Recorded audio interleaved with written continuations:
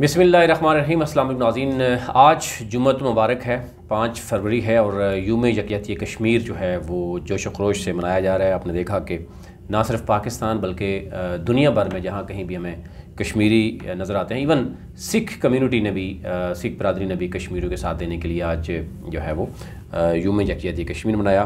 पाकिस्तान में आपने देखा कि जो है वो हाथों की जो जंजीर भी बनाई जाती है कोहाला पुल पे, इसके साथ साथ मुख्तलिफ रैलीज़ जो हैं वो निकाली जाती हैं, तो वो भरपूर जो है निकाली गई। और इसके साथ साथ अगर बात करें तो वज़ीर-ए-आज़म इमरान खान ने कश्मीरियों के लिए अपने आप को सफ़ीर का लक़ब उन्होंने दिया कि मैं सफ़ीर का रोल प्ले करता रहूँगा। और आज भी हमने देखा कि ये जो मामला जो है वो चलता रहा। इस वक्त बात हो रही है सेनेट इलेक्शन की, और सेनेट इलेक्शन जो है वो कब होंगे, टोटल नशिस्तें कितनी हैं, कौन सी पार्टी जनाब कौन से नंबर ले पाएगी, ये कुछ रिसर्च आपके सामने आज पेश करता हूँ।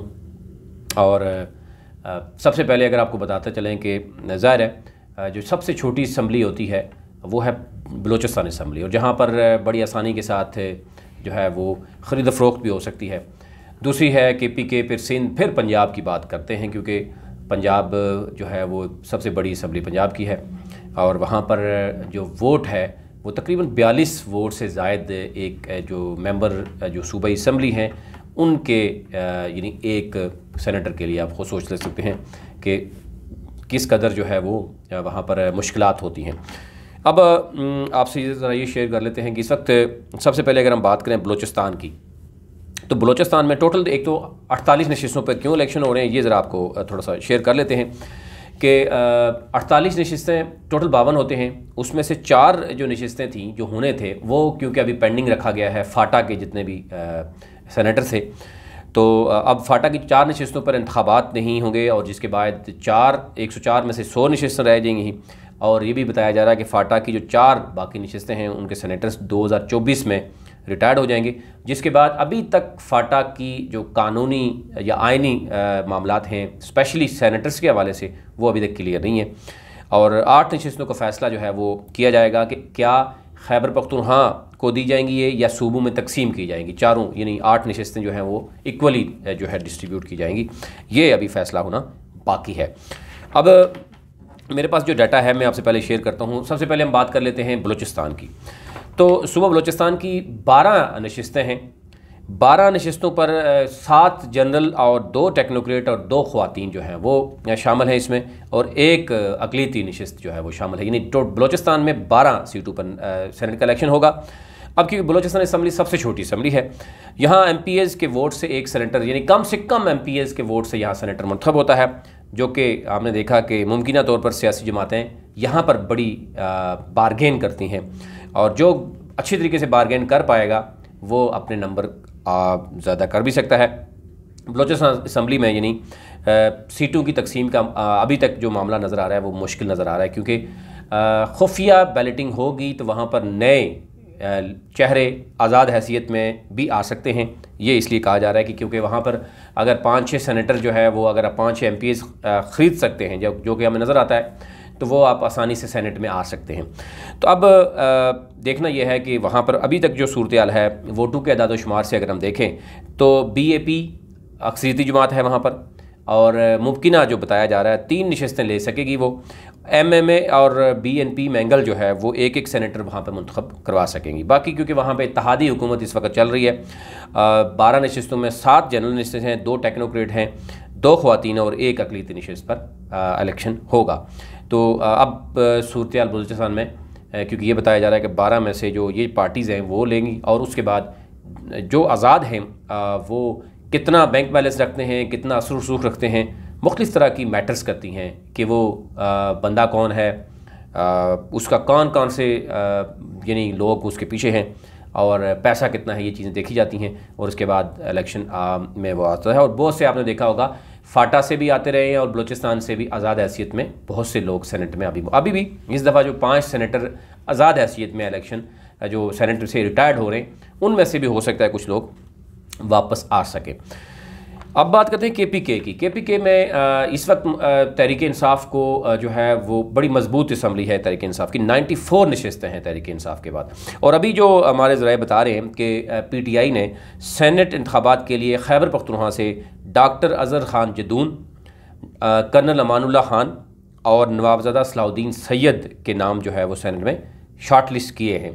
और ख़वातीन की नशस्त पर नीलम इरशाद को अभी तक जो है वो उनका नाम अभी तक फ़ाइनल लिस्ट में मौजूद है। अब देखना यह है कि अगर इसमें कोई बड़ी तब्दीली रातों रात हुई अलग बात है, लेकिन अभी तक जो फ़ैसला हुआ है उसमें ये 4 लोग KPK से PTI ने अभी तक अपने शॉर्ट लिस्ट किए हैं। खैबर पख्तूनख्वा असम्बली जो मैंने बताया कि 94 नशस्तें जो है वो PTI के पास हैं। JUF के 14 नशस्तें हैं, वो दूसरे नंबर पर है। यानी आप उससे अंदाज़ा कर सकते हैं 94 के बाद दूसरे नंबर पर पार्टी जो है वो 14 सीटों के साथ है। इतना बड़ा यानी गैप नज़र आता है। जबकि अवामी नेशनल पार्टी जो ANP है वो 12 नशस्तें हैं, उसकी तीसरी पोजीशन है। और नून लीग के पास 6 हैं और पीपल्स पार्टी के पास 5 हैं। और अवामी पार्टी जो है जो दूसरी बलोचिस्तान अवामी पार्टी है उसकी 4 नशस्तें जो है मौजूद हैं। और JUIF मुस्लिम लीग काफ और जमात इस्लामी जो है एक नशस्त पर, जबकि आज़ाद MPs की तादाद 4 है। ये ओवरऑल अगर हम बात करें तो इस वक्त जो खैबर पख्तूनख्वा की असम्बली की पोजीशन है। अब यहाँ पर भी जो देखने में नज़र आ रहा है कि तहरीक इंसाफ को ज़ाहिर है अगर कोई एक जमात भी कोई साजबाज करती है वो उसकी नशस्तें तो नज़र आ रही हैं तहरीक इंसाफ के जितने मेंबर्स हैं, लेकिन जो बाकी जो दीगर जमातें हैं उनके लिए इकट्ठा होना, यानी अगर PDM इकट्ठी होती जैसे कि पहले उन्होंने ऐलान भी किया कि मिलकर वो इलेक्शन लड़ेंगे, तो फिर तो वो कहीं ना कहीं इसमें उनको आसानी होगी। अदरवाइज़ जो है जो 4 आज़ाद यहाँ पर हैं, पंजाब में भी कुछ हैं, बलूचिस्तान में भी कुछ चीज़ें आती हैं, तो अगर आज़ाद हैसियत में सेनेटर्स आ जाते हैं तो आज़ाद हैसियत में सेनेटर्स जो भी आते हैं तो ज़ाहिर आप भी जानते हैं कि वो आसानी के साथ उनको हुक्मरान जमात के साथ वोटिंग के हवाले से अगर बात करें तो वो शामिल हो सकते हैं और हो भी रहे हैं। उससे पहले भी आपने देखा होगा बहुत से लोग इसमें शामिल हुए हैं। अब बात कर लेते हैं जनाब सिंध में जो पोजीशन है इस वक्त। सिंध में पार्टी के मुताबिक ये 17 सेनेटर्स का तल्लक पीपल्स पार्टी से है, यानी पार्टी पोजीशन की अगर हम बात करें 5 का तल्लक MQM से है, 1 का तल्लक फंक्शनल लीग से है। रिटायर्ड होने वाले सेनेटर के बाद जो सेनेट में पीपल्स पार्टी की 10 रह जाएंगी, MQM और फंक्शनल लीग की एक नशस्त जो है वो बाकी रह जाएगी। असम्बली की इस वक्त पोजीशन के मुताबिक 96 नशस्तें जो हैं वो पीपल्स पार्टी के पास मौजूद हैं। तहरीक इंसाफ दूसरे नंबर पर 30 है, इतना बड़ा गैप नज़र आता है। MQM के पास 21 नशस्तें हैं और वो तीसरे नंबर पर मौजूद है।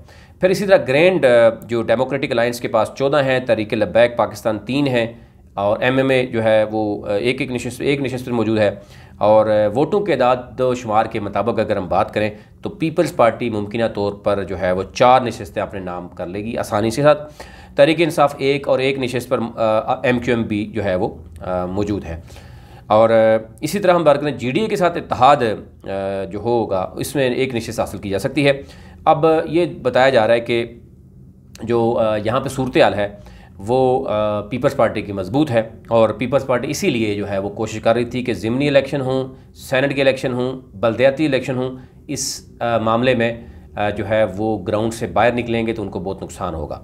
अब देखने में नज़र आ रहा है। अभी अगर नशस्तें ओवरऑल देखेंगे तो आपसे शेयर करेंगे कि ओवरऑल नशस्तें जो हासिल करेगी PTI इस वक्त जो बताई जा रही है मुमकिन तौर पर, उसमें जो बताया जा रहा है कि पहला ऑप्शन जो अभी तक नज़र आ रहा है, जो ग्राउंड लेवल पे नज़र आ रहा है, उसमें तहरीक इंसाफ 21 से 22 नशस्तें हासिल करने में कामयाब हो सकती है।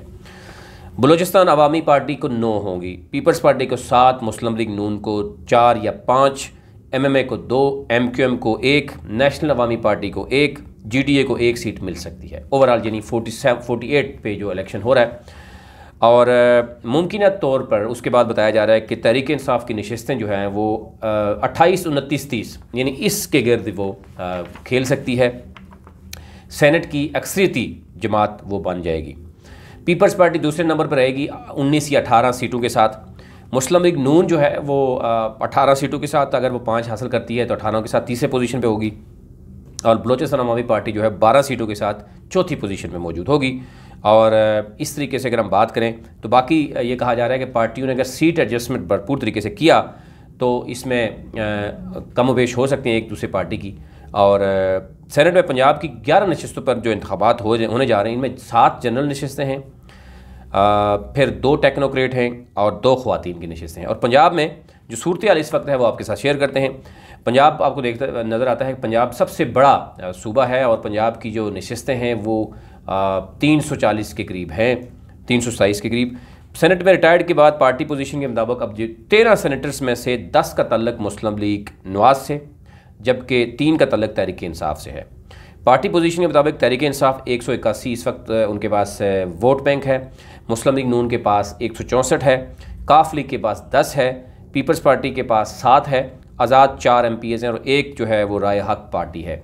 अब राय हक पार्टी 4 आज़ाद और 10 आकाफ के अगर बुलाएं 18 ये बनते हैं और 181 बनता है तहरीक इंसाफ के पास। तो इस तरीके से तकरीबन 200 के करीब इनके मेंबर बन जाते हैं अगर इत्तेहाद में ये एक दूसरे के साथ अपना वो करने की कोशिश करते हैं। दूसरी तरफ काफ लीग मुस्लिम लीग नून और पीपल्स पार्टी अगर आपस में, बाकी तो PDM के किसी बंदे के पास शायद वो किसी पार्टी के पास वहाँ पे सीट नहीं है, तो काफ लीग पीपल्स पार्टी अगर मिलती भी है तो 7 पीपल्स पार्टी है, मुस्लिम लीग नून की 164 हैं।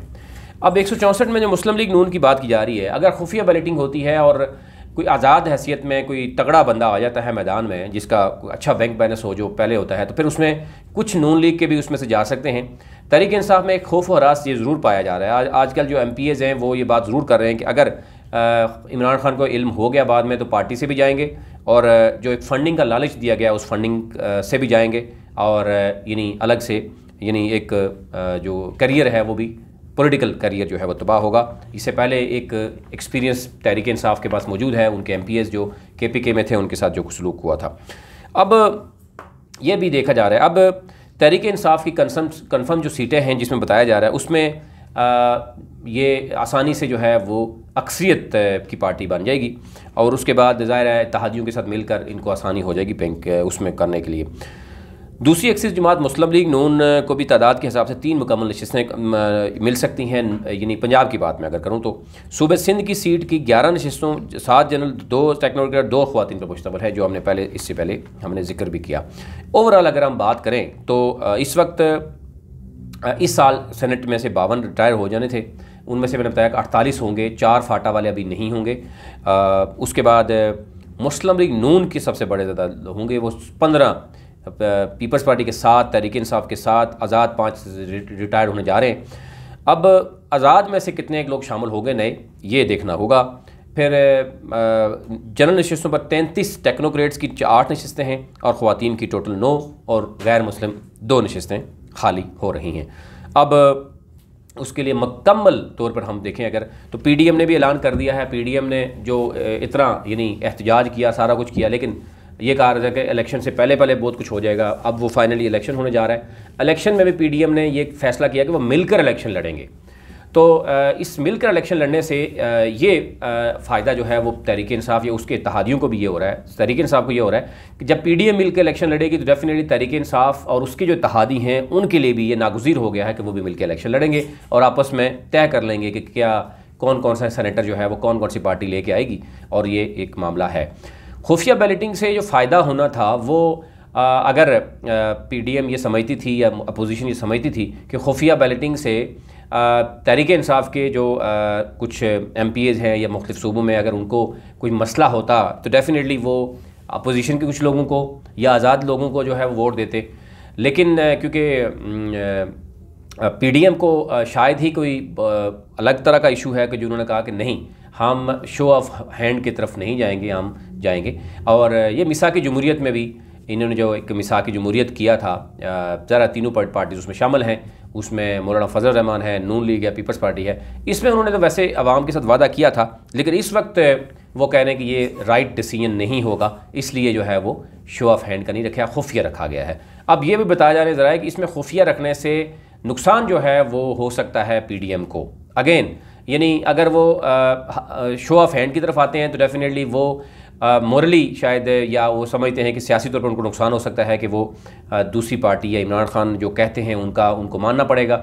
और अगर वो खुफिया रखते हैं तो डेफिनेटली अगर उसमें बाद में खुफिया हाथ शामिल हो गए और उनके अपने लोगों ने वोट कहीं और दे दिया तो फिर भी वो परेशान नज़र आ रहे हैं। तो ये दोनों सूरतों हाल में ये बताया जा रहा है कि इलेक्शन के बाद भी PDM जो है वो यही शोर शराबा करती हुई नज़र आएगी कि देखें जी हमारे इतने लोगों ने जो है वो हमें वोट नहीं दिया। तो ये इस सूरत हाल में भी देखा जा रहा है कि अगर मिसाके जमहूरियत भी किया, उसके बाद अगर वो भी अवाम से वादा किया और फिर ये एक ऑप्शन जो आपको नज़र आ रहा था उसको अगर अवेल करते तो PDM को फ़ायदा भी हो सकता था। जो कि ये अब बताया जा रहा है कि अगर जिस तरीके से वो कहते हैं कि अगर उनके लोग ख़रीद फरोख्त हो गई और वो कहीं वोट और गए तो फिर भी इनका एक एहतजाज जारी रहेगा, जो कि आपने देखा होगा पहले ही एक इन्होंने ऐलान कर रखा है कि जनाब 26 मार्च को एक जो है वो लॉन्ग मार्च किया जाएगा। उस लॉन्ग मार्च में एक मामला ये भी शामिल होगा जो ज़राए बता रहे हैं कि जनाब इलेक्शन में भी सेनेट में भी उनकी सद्दांधली हो गई है। अभी तक इतना ही, मज़ीद इसमें जो चीज़ें होंगी वो आपसे शेयर रखेंगे। इस पूरी रिसर्च के लिए हमारी टीम का जो आपके साथ इस वक्त मैं शेयर कर रहा हूँ, उनके लिए आप चैनल को सब्सक्राइब भी करें और बेल आइकन ज़रूर क्लिक करें ताकि नई आने वाली वीडियो जो है वो आप तक पहुँच सके। बहुत शुक्रिया।